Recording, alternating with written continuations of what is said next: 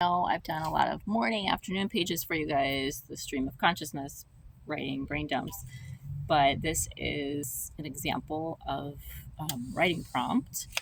And these are really cool when you're trying to exercise maybe your writing skills, techniques, your imagination, your creativity, right? Your artistic self, your inner child, your inner creative child, all of those, whether you're on like a purposeful healing journey or you're just trying to find a new hobby and you're like, maybe writing might be interesting. Maybe I'm going to take a writing class or get online and check out some stuff. And obviously, you can take online classes nowadays, they're not always in person.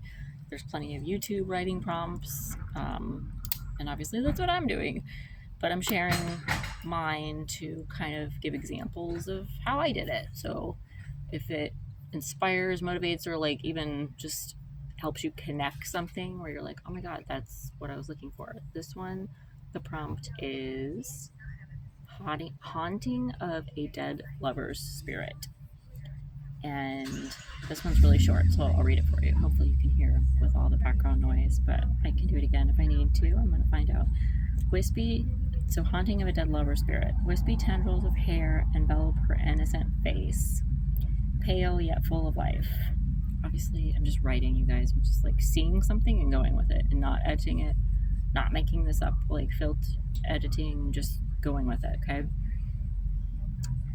This is what happens when you're creative and your imagination's alive and you just flow with it, the creative flow.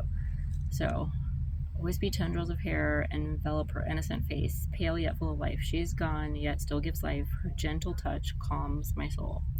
Peace, sweet peace. She never really knew her gifts. She was so innocent. Intense connection turned soft. Corners of her generous mouth turned to a smile. Love, tranquility, joy, longing I have never known before. I doubt I ever will again. Leaping from one room to the next, my heart follows her every move. There you go. Try it yourself. Let me know how it goes.